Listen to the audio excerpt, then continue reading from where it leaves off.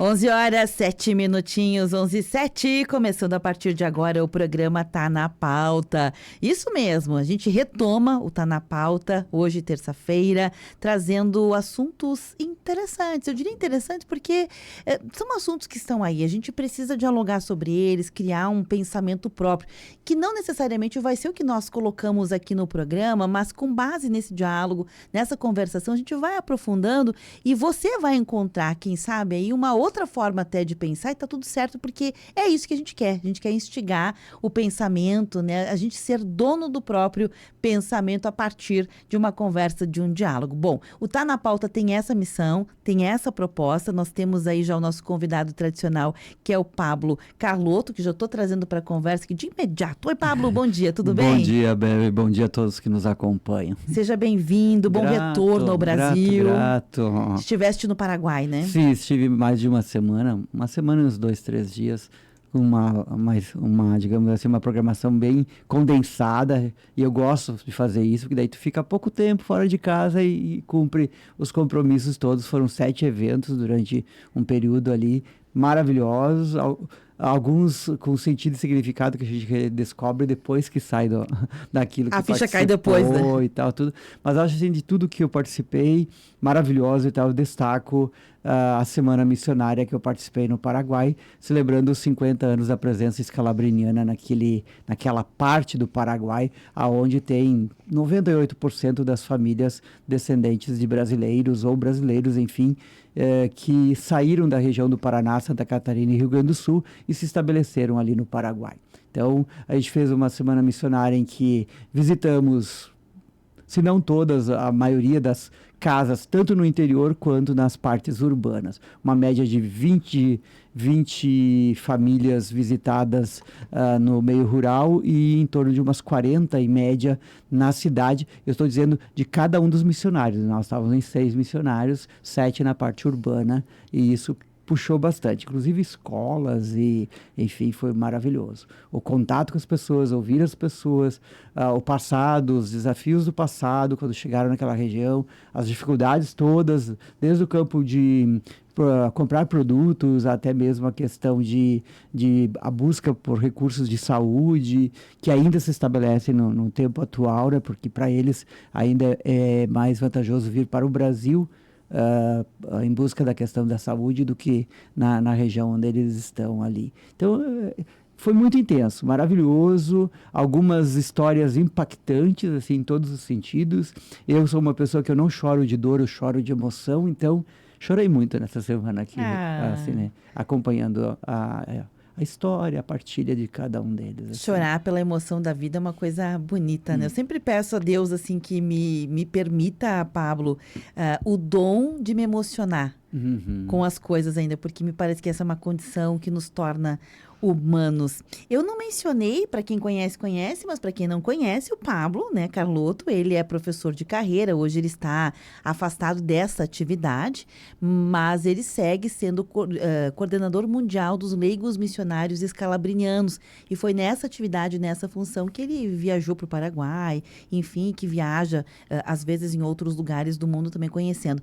Para quem não conhece, Pablo, os leigos missionários escalabrinianos, eles têm várias atividades no mundo, mas são muito conhecidos, Scalabrini, pela questão migratória, né? Migratória, pelo fenômeno migratório, o contato com migrante e refugiado. Mas traz ali também a valorização da família, e essa é uma das razões pelas quais a gente visitou as famílias, rezando e dando bênção nas casas e ouvindo as partilhas que eles queriam fazer. Mas também tem uma parte histórica do movimento não, do carisma escalabriniano, que é a catequese, que é a formação, e isso é muito importante. E lá naquela região que eu visitei, ainda tem irmãs que trabalham também nessa dimensão, na dimensão da catequese, sabe? Aqui também nós tivemos grandes irmãs que fizeram esse trabalho junto com a catequese, tem algumas que ainda atuam.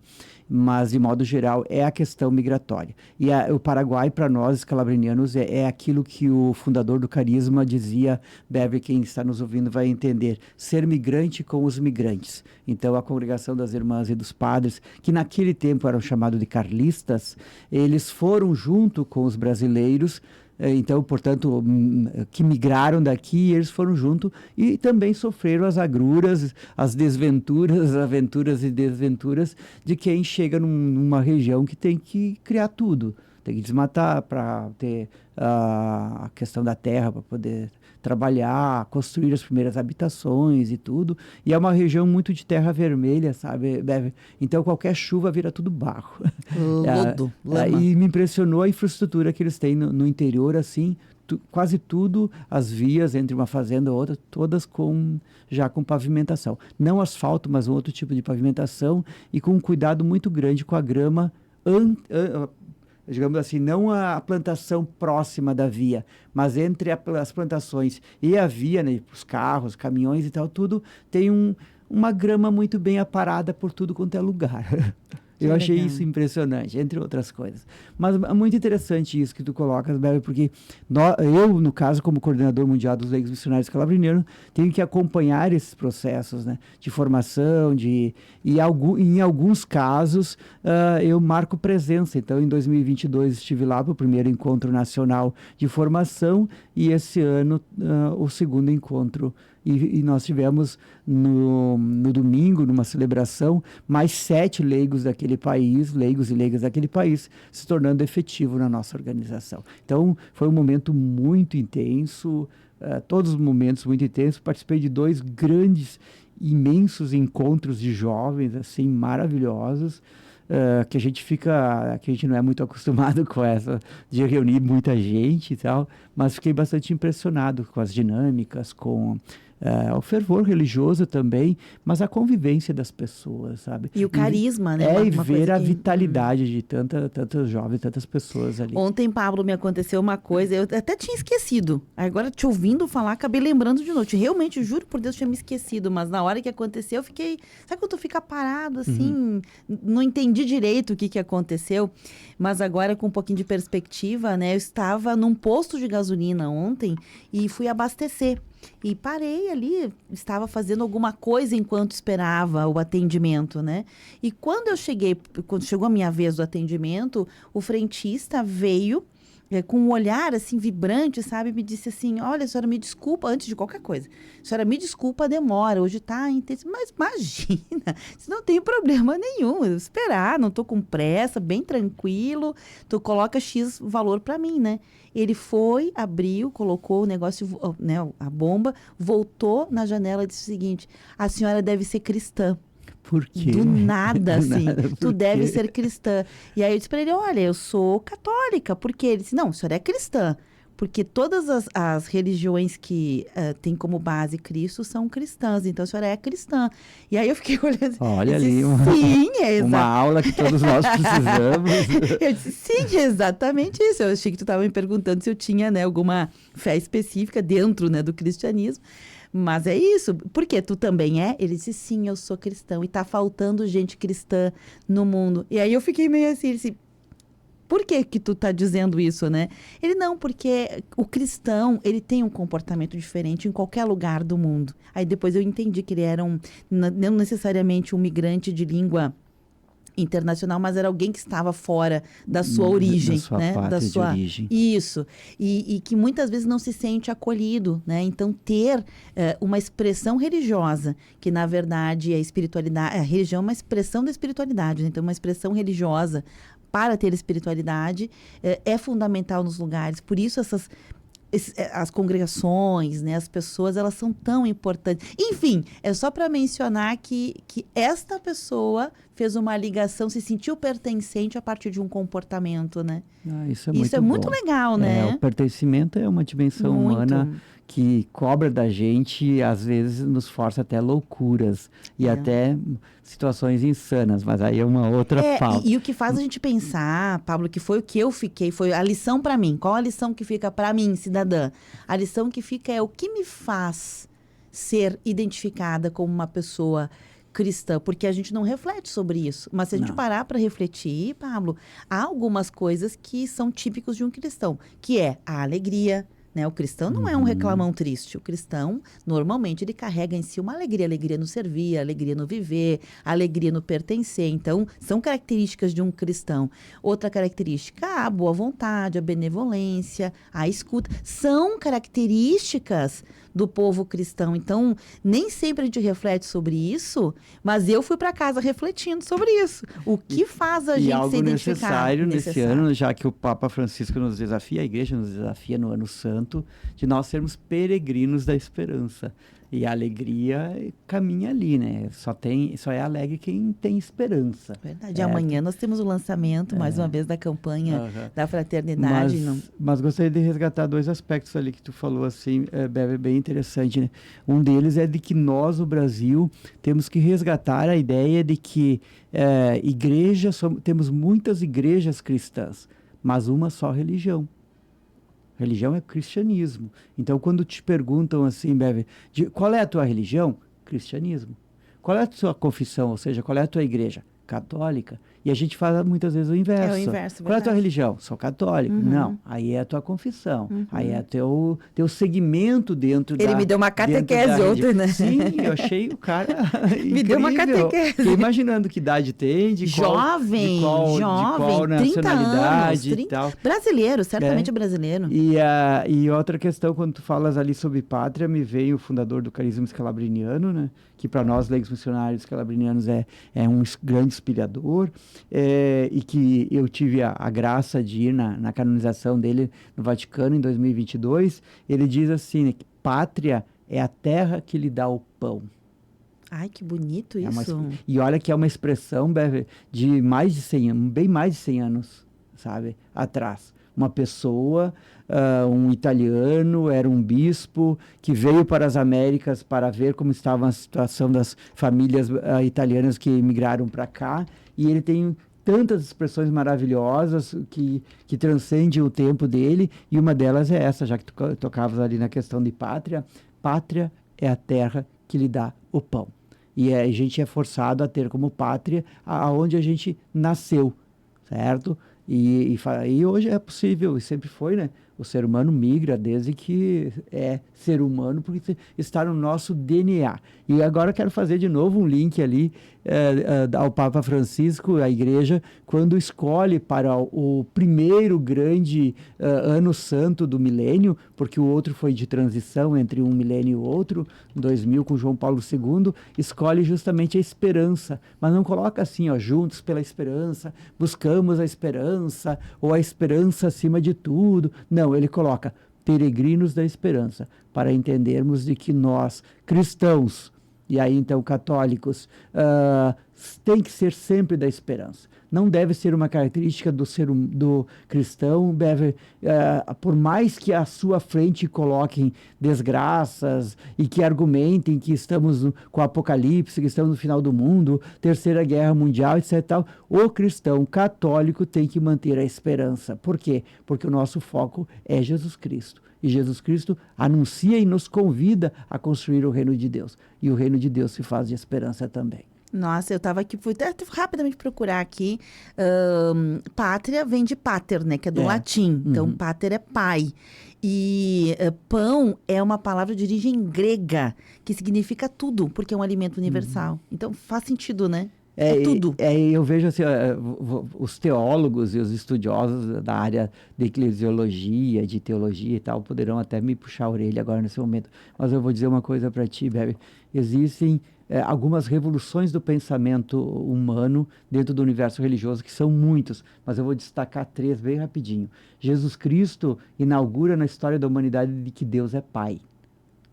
São Francisco inaugura na história da humanidade, no campo do pensamento, que todos somos irmãos, inclusive a morte, a Mãe Terra, o Irmão Sol, a Irmã Lua. Então, essa fraternidade universal não é só entre os humanos, é entre todos os seres, que é uma noção de ecologia de mais de 800 anos, que eu acho assim fenomenal. E vem Scalabrini num determinado momento e diz, não, pátria é onde você está, onde você trabalha, onde você luta, onde você constrói os teus sonhos, onde você é respeitado na sua dignidade e você consegue colocar todo o teu potencial humano a serviço dos outros. Que bonito isso, que bonito. Faz a gente dar uma paradinha e repensar, né? Aliás, tem aquela história, né, Pablo, pro bom aluno, tudo é lição, né? Tudo. Tudo é lição. E todos são professores, Quem né? está aberto a aprender.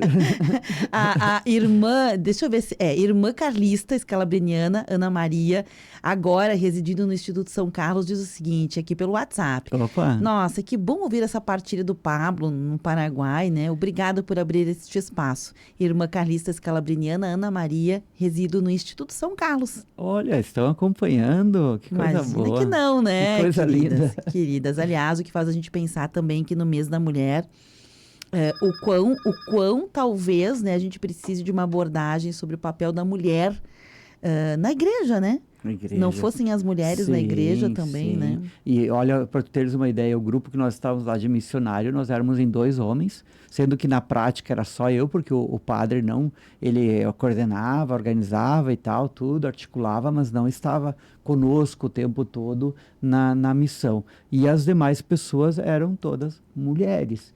E mulheres que, no caso das irmãs, que foram junto com os migrantes para lá, a irmã, deixa eu ver se eu lembro, as 3 primeiras, a irmã Zita, a irmã Maria de Lourdes e a irmã Leocádia. São 3 irmãs que eu conheço hoje pessoalmente e que há 50 anos atrás foram as pioneiras lá no Paraguai, sabe? Então, muitos elementos do universo do carisma escalabriniano lá no Paraguai têm a ver com as mulheres. E as mulheres das irmãs ainda estão por lá, coordenando a pastoral juvenil, coordenando a pastoral migratória, coordenando toda a questão da catequese. E é muito interessante de ver isso. E vejo isso e contemplo isso em todos os lugares que eu passo, onde a mulher, de forma muitas vezes anônima, de forma muitas vezes invisível, ajuda a transformar não só a família, mas também as comunidades, também as paróquias e assim por diante. Lamento muito que em muitos casos não é dado a elas o devido reconhecimento e muitas vezes até inclusive o título de. Muitas mulheres hoje, tanto no interno da igreja também, realizam aquilo que os outros carregam o título e que os outros depois, a eles é dado as honrarias e tal tudo. Mas é lá atrás que a mulher está fazendo, é lá atrás que, seja ela religiosa, seja ela uma senhora de família e tal, fazendo um hiato ali. E quando eu cheguei no Paraguai, eu sentei do lado de uma senhora no jantar de abertura, assim, né? E ela me perguntou, de onde tu és? Aí eu disse assim, olha, sou de Caxias do Sul. E ela disse assim, tu conheces o Frei Rogério Mioto? Eu disse, sim, conheço. Ela, sim, ele esteve me visitando. E eu disse, não só conheço, como estivemos no seminário junto, fizemos o noviciado junto. Olha o mundo, que mundo pequeno. Daí eu perguntei para ela, mas por que o Frei Rogério Mioto te visitou? E ela, Dona Sabina, as irmãs sabem quem é essa pessoa. Quem conhece o Paraguai das irmãs sabe quem é a Dona Sabina. Ela é zeladora da Associação Antoniana na região dela e reconhecido por todo mundo há um longo tempo. Há um longo tempo, sabe? Então, uma mulher, uma senhora, hoje uma avó de vários netos e tal, que tem um padre sacerdote e uma filha que é irmã que trabalha na Espanha, que inclusive já conheço ela também. Que sensacional. O mundo realmente é incrível, pequenininho, né? Incrível. Mas veja bem, o mundo se torna incrível para a gente quando a gente abre os olhos para perceber isso. O meu receio, a minha, digamos assim, não é preocupação, mas a minha constatação é de que hoje as pessoas são levadas a terem tristeza, e uma tristeza até facial e até nos olhos, porque lhe é colocado através de uma tela o tempo todo coisas negativas, coisas que levam a pessoa a ter um imaginário de mundo, uma cosmovisão que é deprimente, que é de tristeza, que é de medo, que é de ansiedade, que é de, vai acontecer isso, vai acontecer aquilo, sabe? E eu fico um tanto quanto preocupado e perceber isso, que também no Paraguai é assim. As pessoas de meia idade ou de bem mais idade ou na melhor idade se deixando levar, né, enfraquecendo o seu potencial de acreditar, de ter fé, de vislumbrar um futuro, digamos, melhor, por conta de videozinhos, por conta de influencers e etc e tal, que ficam colocando na cabeça, e muitas vezes até religiosos, sabe? Digamos assim, essas penumbras, esses véus entre os seus olhos, e que aí forçam eles a rezar mais, obviamente, mas uma oração que não leva, digamos hoje, hidratação, né? Que é o termo que não nós promove a vida, né? Para promover a vida. São 11h27. Eu vou pedir licença ao Pablo. A gente acabou engatando uma primeira aqui. O assunto, logo na volta, vai ser outro, porque ele é tão relevante quanto. E já vou instigando as pessoas a se mobilizarem, a refletir sobre ele. Na volta a gente vai conversar sobre. Foi motivado por uma frase, Pablo, que eu vi na internet, que é a seguinte: o respeito vale mais do que qualquer etiqueta. É a verdade, ou melhor dizendo, é a verdadeira elegância. Quem respeita o outro, né, usa a coroa mais bonita que existe. Inicialmente, quando a gente lê a frase, ela é bonita, ela é impactante e parece verdadeira. Mas será que o respeito vale mais do que qualquer etiqueta? Ou será que a etiqueta é um instrumento para o respeito? É a verdadeira elegância. Será que ser elegante, ser respeitoso não é parte da elegância e não toda a elegância? A gente vai esmiuçar isso aí porque a gente tem muita coisa na internet que passa por verdadeiro, mas se a gente parar para pensar, ai. 11h28, intervalo, nós voltamos já. Rede Tua Rádio, a rádio do teu tempo. Você está online? Há quanto tempo? Adolescentes pisam em ovos, buscam controle sobre sua imagem online, muitas vezes encobrindo problemas reais para evitar julgamentos. Incentivar a sociabilidade offline pode ajudar os jovens a encontrar grupos com interesses semelhantes e desenvolver amizades reais. A internet impacta o corpo e a mente. Viva também no mundo real. Uma campanha em parceria com a Rádio Câmara. 11h28. Bombando nas redes. A hashtag usada no mundo inteiro. A foto polêmica com milhares de curtidas. Uma nova forma de conhecer pessoas. A vida é cada vez mais digital. E você descobre tudo isso no Bombando nas Redes.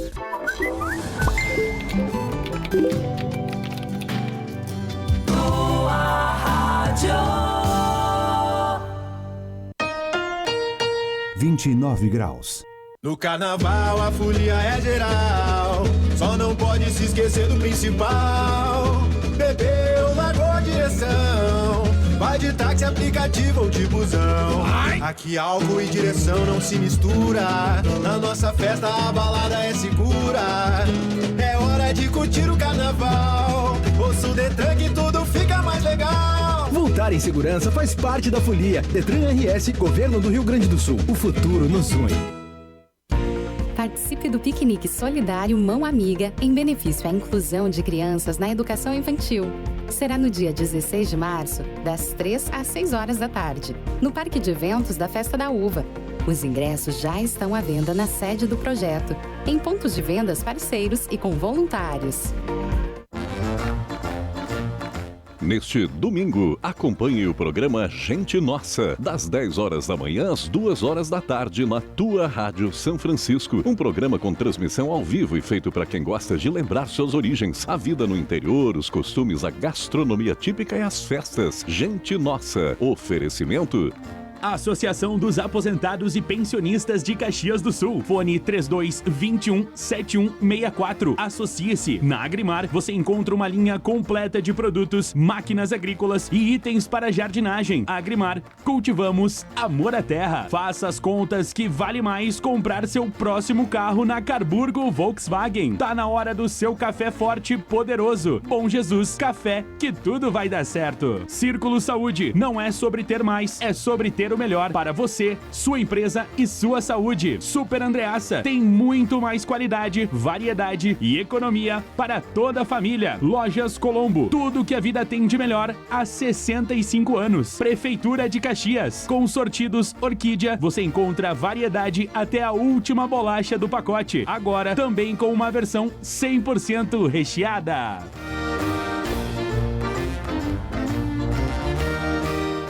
O Mão Amiga agora tem Jovem Aprendiz. Empresas de qualquer natureza podem ser parceiras dessa oportunidade educacional e profissional. Venha ser uma empresa do Jovem Aprendiz Mão Amiga, com a possibilidade de realizar o estágio na própria entidade social para empreendimentos que não têm espaço para atividade prática do programa. Entre em contato pelo telefone 3204 1158. Empresário, seja parceiro do Jovem Aprendiz. Transforme vidas, invista no futuro.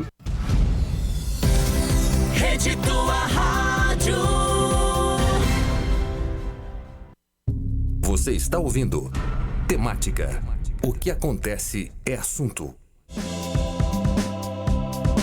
11h32, programa Tá na Pauta, eu, Beverly Rocha, nosso convidado especial, Pablo Carlotto, ele é professor de carreira e é coordenador mundial dos leigos missionários escalabrinianos. Falamos um pouquinho de outros assuntos no primeiro bloco, tão importantes quanto, e nesse segundo a gente gostaria de dar também um pouquinho de espaço, Pablo, para a questão do respeito, né? A gente até cheguei a gravar um videozinho meu hoje com a questão do respeito. Eu vi, eu contemplei. Pois é, eu fiquei com isso na minha cabeça, sabe, Pablo, de ontem para hoje, porque tem coisas que num primeiro momento, assim, numa primeira passada de olhos, passa por verdadeiro. Esse é o mundo da internet. Aquilo que é irreal passa a ser real. E às vezes tão mais real que a gente dá vida. A gente dá vida àquilo. Então, essa frase passou por mim na hora, eu quase compartilhei ela porque ela me pareceu verdadeira. A frase é: o respeito vale mais do que qualquer etiqueta. Eu fiquei pensando, qualquer etiqueta? Será que é etiqueta? O que é uma etiqueta, Pablo? Etiqueta é um conjunto de normas e regras que nos ajudam a ser civilizados. É isso. É etiqueta social, etiqueta no relacionamento, a etiqueta à mesa. Quer dizer, ela não é ruim, né? Sem emoção, ela é morta. Pronto, concordo. Sem emoção, ela é morta. Mas ela é uma ferramenta. O problema, minha reflexão pessoal, o problema é que quando a gente fala em respeito, o significado de respeito, né, é aquela profunda devoção a outra pessoa, né? Consideração ao outro. Mas para eu poder ter profunda consideração ao outro, primeiro eu tenho que escutar o outro, eu tenho que ouvir o outro, eu tenho que ter um conjunto de... E nós perdemos. Me parece que é um fato a gente reconhecer que, no geral... Não estou dizendo... Talvez o Pablo tenha. Talvez a dona Ana tenha. Mas, no geral, a gente perdeu. Como massa, como coletivo, perdemos. Está perdido, gente. Está perdido. Quando a gente reconhece que está perdido, a gente abre espaço para recuperar. Agora, se a gente fica discutindo, está perdido, não está perdido, está perdido, a gente já nem avança mais. Então, não sei o que tu pensa sobre isso, Paulo. Olha, vamos partir da palavra respeito, olhando de que aonde você aprende o respeito, aonde se aprendia o respeito, certo? Algumas pessoas vão dizer que a gente aprendeu com o pai e com a mãe. Não. A gente aprendeu com o olhar do pai e da mãe. Daquele tempo em que os pais não precisavam dizer muita coisa, bastava um olhar, certo? Aquele olhar que dizia pra gente, depois a gente se acerta, você vai ver. Ou na volta, quando chegarmos em casa, tu vais ver o que é. Mas de modo geral, assim, entre tantas coisas que se pode dizer disso, é de que nós hoje carecemos novamente, ou como sempre, resgatar tudo o antes, o durante e o depois do respeito. Contudo, aquele respeito do passado, que era o respeito à autoridade, o respeito aos mais velhos, o respeito dos espaços e tal, tudo isso tem que ser equacionado nos dias de hoje com outros parâmetros. Uhum. O respeito aos pais não é porque eles são teus pais. O respeito aos idosos não é porque ele é idoso. Certo? O respeito à autoridade, seja ela política, econômica, etc., não é porque... Não sei se eu consigo me explicar. Hoje nós temos que respeitar todos os seres. Não é só o outro enquanto ser humano. Da ecologia, e desde Francisco e desde sempre, é respeitar o outro, porque você reconhece no outro, a partir de ti, a dignidade. Certo? No meu ponto de vista hoje, o respeito tem que ser nesse caráter.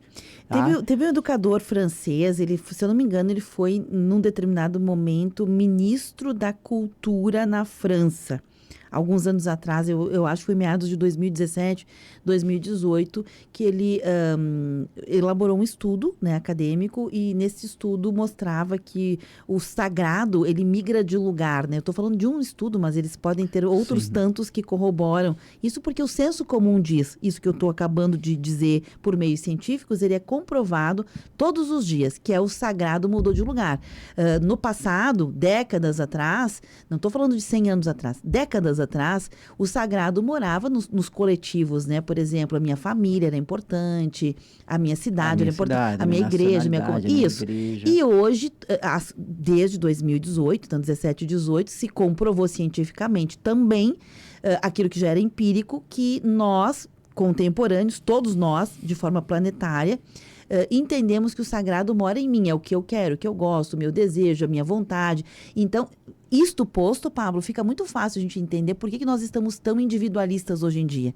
Então, o meu jeito de ver o mundo é o mais importante. Não importa se o outro está certo, se tem é o meu modo de ver. E neste contexto de que o individualismo é uma prioridade, ele vigora, como que a gente vai olhar o respeito a tudo isso que você acabou de mencionar? Fica ainda mais difícil? Ainda mais difícil. Ainda mais difícil por quê? Porque a pergunta é, Bebe, quais são as estratégias ou quem deve educar o ser humano nessa perspectiva, certo? Quem deve trabalhar o ser humano nas nuances e nas possibilidades do respeito, certo? Hoje o grande educador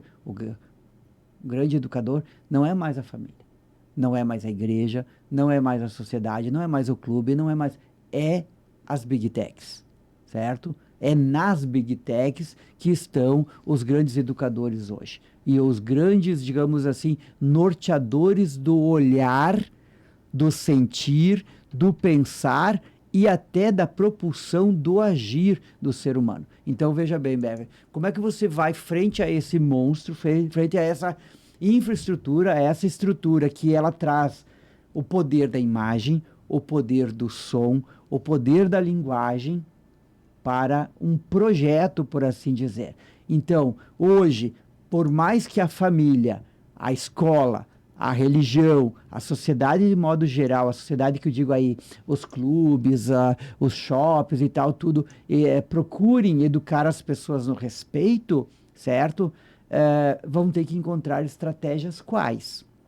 Para nortear, para orientar. Veja bem, hoje, Bever, a falta de respeito se traduz na pedocracia, o poder das crianças nas famílias, se traduz através do hedonismo, se traduz através do niilismo, através do narcisismo e tantos outros que, a grosso modo, são aquelas expressões que você falou ali, ó. Eu gosto, eu quero, para mim e assim por diante. Então, como fazer frente a isso é uma grande incógnita. Até quando o mundo suportará indivíduos que acham que estão sozinhos no planeta e querem todo o planeta só para si, certo? E eu falo do indivíduo a corporações. E que acham que o seu fazer é o fazer mais importante do universo.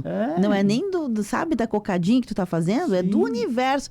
É como se a gente olhasse para o nosso existir como a coisa mais importante, o evento do século. Eu como centro do mundo.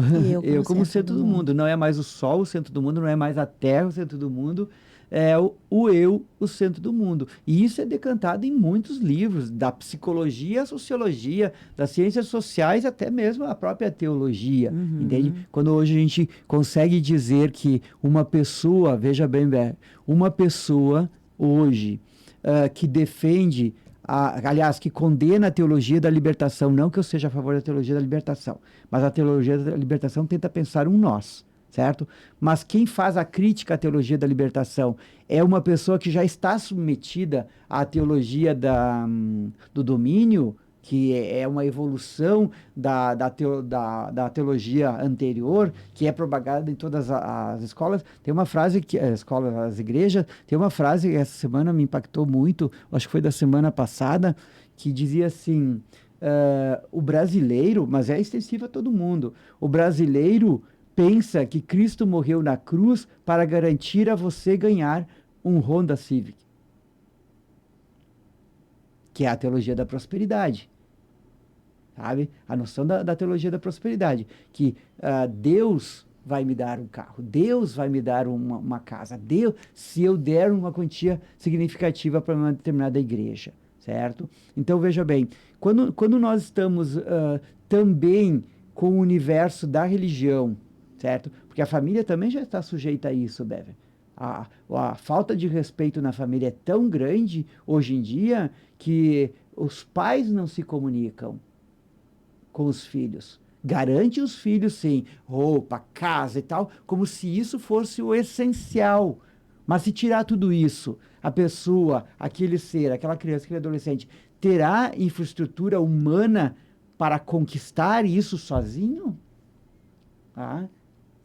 Fica um questionamento muito grande. Não estou dizendo, Beverly, que é todos os pais. Hoje tem pais que, numa grande luta, estão conseguindo ainda manter os filhos na linha dos valores, trabalhando neles virtudes e assim por diante. Mas hoje nós temos pais e avós num estado de vulnerabilidade tão grande por conta de ter que sustentar os filhos, mesmo já adultos, alguns já até casados e com filhos, que não conseguem, sob a pressão de uma sociedade do desempenho, não conseguem garantir a sobrevivência dos seus filhos e netos, no caso, e tem que se ajudar, tem que arrumar, mas não na construção do ser humano através dos valores e aí o respeito ao ponto de se garantir no mundo. Hoje tem pessoas... Tem jovens que, sob qualquer pressão dentro das corporações, dentro da empresa, dentro do trabalho, desistem de trabalhar. Mas, porque ali, creio eu, que hoje a gente tem também nuances muito fortes de um desrespeito a si mesmo, que sempre houve também, certo? A gente sabe de que determinados líquidos que a gente toma é danoso para a gente se autodesrespeita e toma. A gente sabe de que o cigarro produz coisa, se desrespeita e vai do cigarro para o vape e assim por diante. Então, são elementos hoje, e nem vamos falar do universo das drogas, entende? Então, é uma questão assim, até aquele que diz, eu faço o que eu quero, o mundo é meu, também não está se respeitando. Sabe? Então, não é uma questão de não ter esperança, é uma questão simplesmente de constatar e sonhar e esperar que a gente possa encontrar meios e saídas para isso, certo? Olha, por exemplo, recentemente a proibição dos celulares nas escolas. Já provocou situações de desrespeito com educadores e com estrutura de colégio que é aviltante aos olhos de normalidade, de respeito mínimo, entende? Eu estava buscando aqui a frase, tentando me lembrar quem era o bilionário, né, que tinha dito a frase. O bilionário é o Paul Orfalea. Ele é um americano, na verdade ele é de origem libanesa, né, mas é naturalizado americano. Ele tem uma rede de tecnologias, né, de fotocópias, uma empresa de softwares. E numa entrevista ao Ricardo Amorim, que perguntou para ele, né, o que era sucesso para ele, já que ele era um bilionário, né? E ele responde, isso é bem antigo e já muito conhecido, né? Ele disse que sucesso é quando os seus filhos querem ficar com você, passar tempo com você depois que ficam adultos. Isso para ele, um bilionário, era sucesso, né? Os filhos quererem ficar junto depois que se tornaram adultos. Pablo, eu fico me perguntando um pouquinho sobre dentro do que você fala, nesse universo individualista, ele vem deturpando conceitos, né? Por quê? Porque ao pensar que eu sou o centro do mundo, eu começo a olhar para os conceitos que são clássicos, como o respeito, como a família, como todas essas questões que a gente já falou aqui, sem ficar com mais delongas nela, eles ficam deturpados, porque eu passo a olhar para eles com a perspectiva do que é o que me importa que vale. E isso muda tudo, Pablo. Muda tudo. Quando eu enxergo assim, por exemplo, transporte coletivo tem que atender a minha necessidade, eu deturpei o conceito de transporte coletivo, porque o nome já diz. Transporte coletivo, ele tem que atender a minha, mas também a dos outros, ou seja, é a soma, é a média, né? É a média de todos que vai dar um norte para aquilo. Mas se eu olhar com a minha perspectiva, a média nunca vai ser suficiente. A média nunca vai ser suficiente, por isso eu nunca vou estar feliz. Isso faz com que, como cidadão, eu fique mais passivo em relação a que melhore também um pouco mais para mim, que se ache recursos. Não, uma coisa não anula a outra. Veja como a gente vai deturpando, né? Porque a gente vai anulando conceitos que historicamente estavam consolidados. Por quê? Porque mudamos a perspectiva nos quais esses conceitos foram construídos. Eles foram construídos numa base histórica, civilizatória. E como nós mudamos a perspectiva para a qual nós olhamos essa base, a gente vai deturpando, a chegar a um ponto que a gente não sabe mais o que é o quê. O que é o quê? Tem uma... Eu vou entrar numa questão bem polêmica agora, Beverly, que me ocorreu na mente quando tu falavas. Alguém disse assim, eu prefiro ter pets do que ter filhos. Mas é a mesma pessoa que depois chama os pets de meus filhinhos, certo? Mas veja bem, Beverly, os pets, e não sou eu que estou falando, é estudo, entende? Os pets te esperam, os pets fazem festa quando você chega, em especial quando tu tens alguma coisa na mão. Porque para os pets, não é que eles te amem, você é o provedor. Você é o provedor, certo? Agora, para os filhos... Para muitos filhos hoje em dia, você nem é o provedor, entende? E nem é o pai ou é a mãe. Alguém dizia esses dias, eu sei quem é minha mãe. Pai pode ser qualquer um. Porque eu não tenho certeza, na minha mente, se é a pessoa que está com a minha mãe é o meu pai. Eu disse sim, mas de repente nem a tua mãe seja tua mãe biológica. Mas isso não quer dizer para você que tu tem que faltar de respeito, certo? Então, veja bem, como tu falava ali da deturpação, eu acho que um dos primeiros estudos que eu fiz na minha vida sobre Jesus Cristo foi a deturpação ideológica do conceito de Deus, certo? E falava sobre Jesus Cristo. Mas vejo hoje de que nós vivemos no campo do pensamento com estruturas de deturpação de conceitos dos mais variados possíveis. Desde o simples termo idiota. Beverly, no meu tempo de guri, no meu tempo de jovem, e creio que no teu também, chamar uma outra pessoa de idiota era estava na lista das ofensas para você riscar aquela pessoa do mapa das tuas relações. Certo? Hoje, amigos se chamam de idiota. Hoje, pais chamam os filhos de idiota. Entende? É uma deturpação. Não que lá no passado estivesse certo? Mas a questão é de que hoje em dia nós estamos numa superficialidade das coisas, certo? Dos termos, das palavras, dos atos.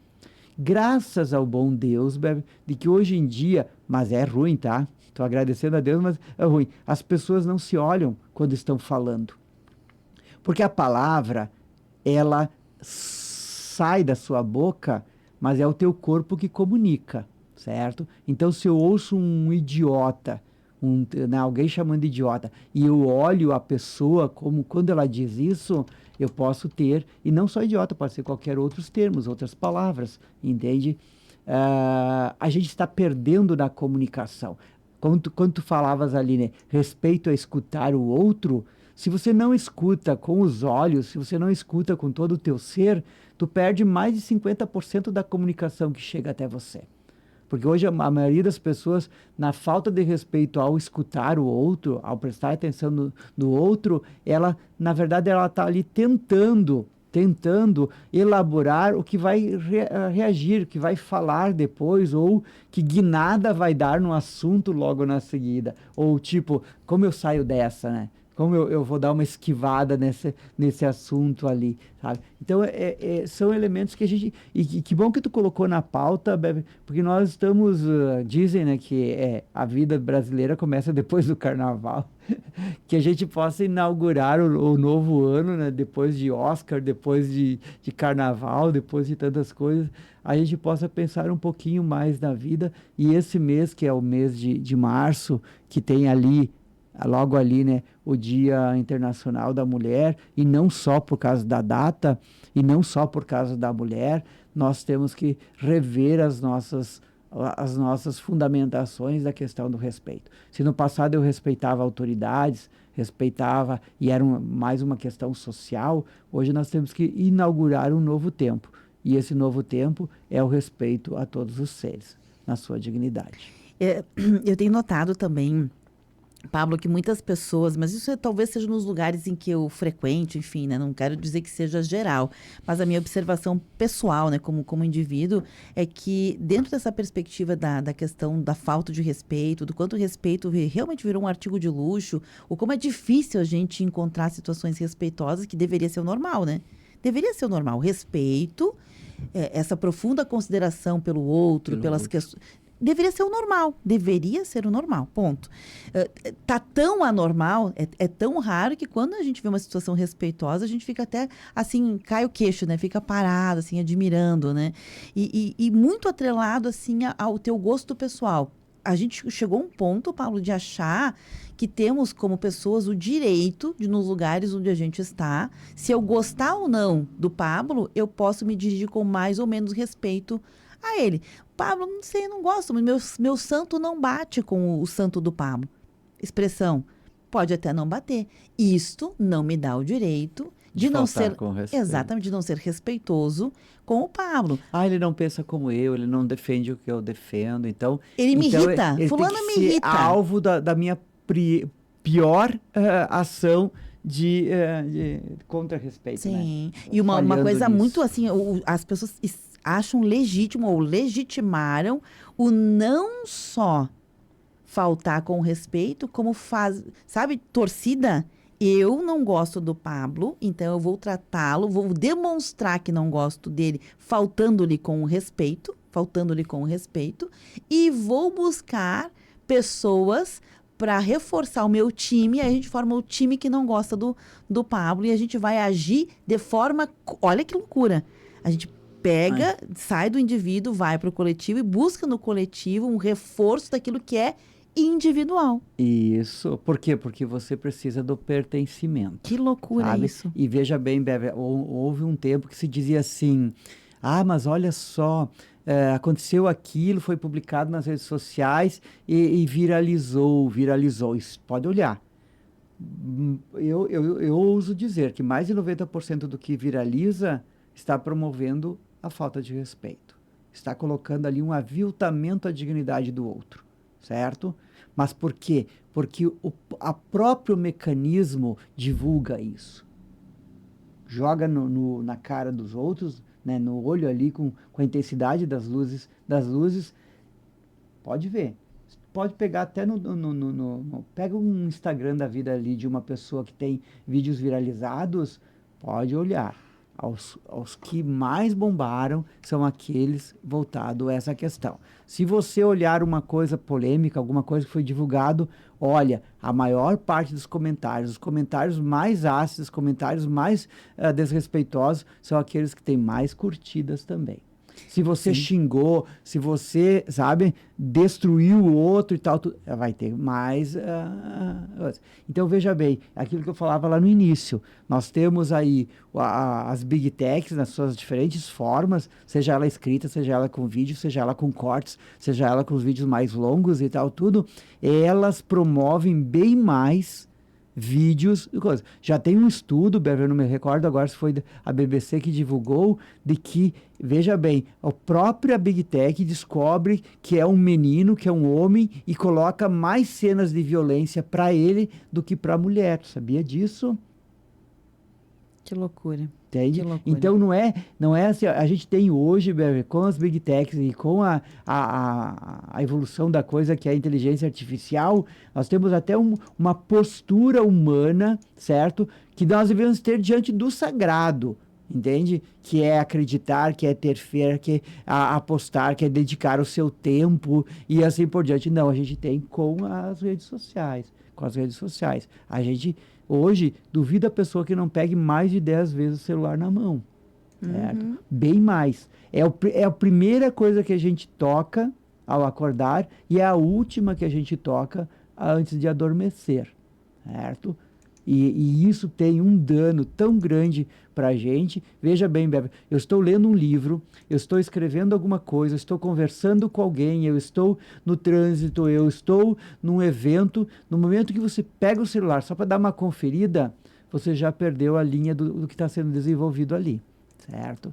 E isso a gente faz de uma forma hoje tão automática e acha que é normal, que é natural, e o nosso cérebro está sendo podado, está sendo aniquilado dentro do nosso poder de atenção, de, digamos assim, até mesmo de se apropriar do que está acontecendo e poder evoluir com isso e ajudar na evolução do pensamento ou das ações frente ao que está ali. Perfeito. Eu queria mostrar rapidamente, Pablo, eu vi isso na internet, nem tudo também que está na internet é ruim, né, gente? Mas assim, eu vi, achei interessante. Eu sou muito visual, Pablo. Sim. Então tem pessoas que precisam Eu também sou visual. ver para entender o que nós estamos falando, né? Lá na internet teve uma professora, achei bem bacana, professora do ensino da educação infantil, pegou um grupo de alunos e mostrou para os alunos, tu chegou a ver esse vídeo? Sim. Que mostrou um papel em branco lá, uma folha maior, né? E ela pedia, fale alguma coisa ruim fale alguma coisa ruim para alguém, assim, que vem na tua cabeça. Dá uma ideia aí, Pablo. Você é chato. Agora, você é chato. Amassou aqui, né? Você é feio. Nossa. Amassou aqui. Você é ridículo. Gordo. Você é idiota. Eu vi a expressão, você é orelhudo. Orelhudo, né? E aí, depois que passava a cena, ela dizia, agora a gente vai espichar o papel. Passou, tá? Esse papel poderá voltar a ser o que ele era antes? Nunca mais, né? Nunca mais. Nunca mais. Aqui quem viu na live viu como é que fica. Eu sou visual, para mim, faz assim, embora eu tinha entendido já, quando a gente enxerga isso, é como se a gente pudesse também ver o nosso papel neste lugar, né? Este lugar em que a gente muitas vezes é desrespeitoso. E voltar a dizer, né, Pablo? É um lugar que a gente está inserido. Não é privilégio de um de outro. Nós estamos todos inseridos. Ninguém é melhor ou pior. Nós estamos num contexto em que somos individuais, em que muitas vezes somos desrespeitosos e nem nos damos conta, né? Então, dar-se conta, enxergar, tomar consciência disso, talvez seja um primeiro passo, né? A gente tem que crescer no respeito, a gente tem que crescer na sensibilidade de perceber de que a gente não está sozinho, Bebe. A gente, por mais, até mesmo você morando sozinho, você andando sozinho, você não está só, certo? Então, veja bem, na ação missionária da semana passada, entre tantas questões que eu vi de famílias e tal, tudo, foi o pedido de uma senhora que ela disse assim, missionário, muitos me chamavam de padre, mas eu solidava que não sou padre, reza por mim, para o meu marido, ela deu os nomes e tal, tudo, porque faz 45 anos que a gente é casado e já faz uns 10 anos que ele nem olha para mim. Uau. Ele só quer saber quando chega em casa se a casa está limpa e se a comida está pronta. E ela disse assim, e eu amo ele. Mudou o sentido do casamento, né? No sentido do casamento. Então, veja bem, Bebe, 45 anos de casado, mais de 10 anos que ele não conversa comigo, ele não troca ideia comigo e a gente está morando sozinho porque os filhos casaram e já tem os netos estão em outros lugares. Bebe não era uma família pobre. Entende? Não era muito bem posicionado, uma bela de uma mansão para variar, entende? E ela disse assim, eu me sinto sozinha aqui no meio do nada, porque ele passa o dia trabalhando na fazenda, andando para cá ou viajando para buscar insumos para a fazenda e coisa assim, e ele chega em casa, a única coisa que ele me pergunta, a comida está pronta? Uau! 12:00 em ponto. Pablo, muito obrigada pelas reflexões. Eu que agradeço, Bebe. Um grande abraço a você e a todos que nos acompanharam. Esse ficou sem resposta, né? Porque nós não temos a resposta. Não temos resposta. Mas é necessário a gente parar e pensar, Bebe, nesse aspecto, entende? A realidade está aí, a gente pode ver. Mas quais são as alternativas para a gente rever também na questão do respeito? A gente fecha por aqui. Esse conteúdo fica armazenado e disponível